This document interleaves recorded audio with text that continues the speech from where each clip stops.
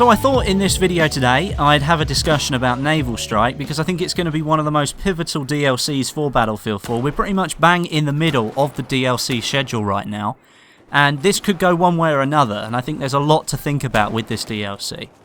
Before we get started, a lot of people have noticed recently I haven't been as active on Twitter and on YouTube, to be honest, and it's because I've been working a lot. A lot of you guys wanted to know what I did. I can't really say what I do. All I really can say is that it's rather a demanding job that requires a lot of my time and effort, and to actually travel there takes me quite a while as well. And to sort of cheer myself up, I used some Summer Vibes at the front of this video today. I really like that tune. It's listed in the description. It's by a guy called Mac Miller, and it's a really cool song. So if you want to check that out, it's in the description. But anyway, on to Naval Strike. As I've said, a really pivotal DLC for Battlefield 4. It brings back some core values that are really sort of hitting home with the core Battlefield community, such as Carrier Assault, which is just an iteration of Titan mode from 2142. And I think that's where DICE's intentions are with this DLC, really bringing back the core values of Battlefield and trying to reflect that in so far what has been a very plagued Battlefield game. The idea behind Carrier Assault, you have two teams, sort of 16-16, 32 versus 32, whatever. You then fight for control of flag points on the main central parts of the map, and in doing so, if you control those flag areas, you will launch missiles at the enemy's carrier. Once you've hit enough missiles into the carrier, it will actually sort of break open the shell, and you can get inside the carrier to blow up two MCOMs. If you manage to blow those up before the enemy team does it to you, you win the game. And so far, with Battlefield 4, we haven't really had much to celebrate as players, but I've heard quite a big uproar coming from the Carrier Assault announcement. Mainly positive, because we are bringing back a game mode that Battlefield veterans have been wanting to play for a long time, and finally the DICE developers are bringing it back. It's even something in Battlefield 3 that was mentioned that could be introduced, but I think the time was right to try and bring this back. It looks as if it's been really well implemented, but we'll have to wait and see. But the idea behind it, and seeing the tutorial video that was sort of put out maybe 5-6 days ago now, it does look like DICE have thought this through, taken on feedback as well, and implemented a game mode that I think everyone can enjoy. Stepping aside from the Carrier Assault mode for just a minute, the name Naval Strike might suggest to you that this is a naval-based DLC, and of course you'd be right.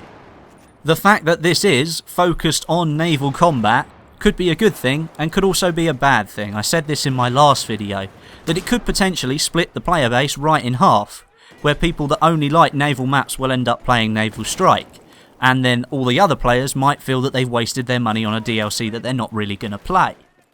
Now, having mentioned that last point in my previous video, a lot of you said in the comments section that you're expecting to see a lot of close quarters battlegrounds inside the hull of the ship when you break it open in the Carrier Assault mode, and I totally agree that I think there are going to be a lot of really good close quarter battles going on there. But at the same time, you have to work your way through essentially a conquest style game mode for the first half of the game. Is that something that you're really going to want to do? Are you really going to play around in all those vehicles that, let's say you're an infantry side of a player, you're really not used to and don't really spend a lot of your time doing? Is it something that you're going to want to work through just so that you can get to that glorious opening at the side of the ship so that you can get your close quarters battleground back? I think with Naval Strike, only time is going to tell whether this DLC is going to be split down the middle or this DLC is going to be picked up by the whole community.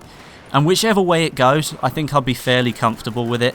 I mean, me as a player, I don't tend to play in vehicles all that often, but I'm still happy to go and get in one if I really have to. And I really have to get into a tank and try and play in a tank. I'll try it. I probably won't do very well, but I'll give it a go. And that's the same with the infantry style.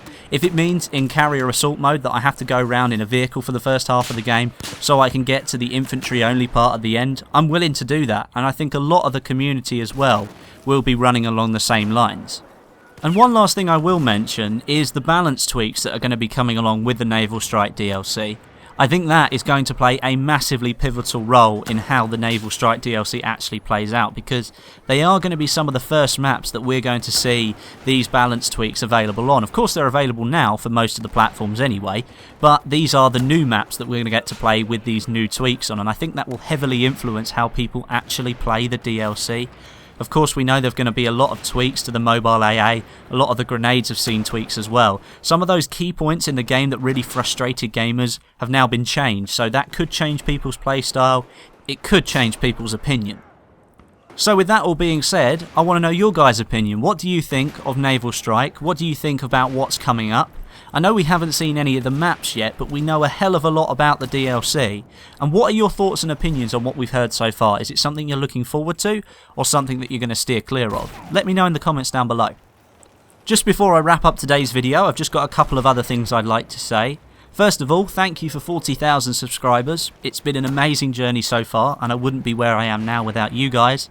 And I like to think of this as a really sort of community focused channel. I'm always asking for your opinion, so thank you for helping me get there. It's a massive achievement for me, so thank you very much. Secondly, Titanfall is coming out very soon, and I have plans to reintroduce it onto my channel. I know it got a little bit of hate to start with, but I think a lot of people have now played the game and seen its potential, so I will be reintroducing it back into my channel. I just will reiterate though, it's never going to be the main focus of my channel. I love Battlefield, and I'm going to see Battlefield 4 through to the end, and start on the next Battlefield game as well. So if you're worried about this not being Battlefield focused, then forget about that. Titanfall will only make appearance when I want it to. Most of the time it's going to be Battlefield. And finally, I've got kind of an offer for you guys, I guess. I've just partnered with a website called G2A. You might have seen some other YouTubers getting involved in this already. But I've now started my own sort of page on there as well. So I put a link up on the screen now, and there's a link in the description to my page on that site, where you guys can get some money off some really good games. So there's games like Battlefield 4 in there. There's Battlefield 4 Premium for all those guys that have been holding off. It's all in there for a little bit cheaper than what you'd find it on Steam and Origin. And I can also issue like sort of 5 and 10% discount codes at a time as well. So make sure you follow me on Twitter. I will be giving out some of those later this evening.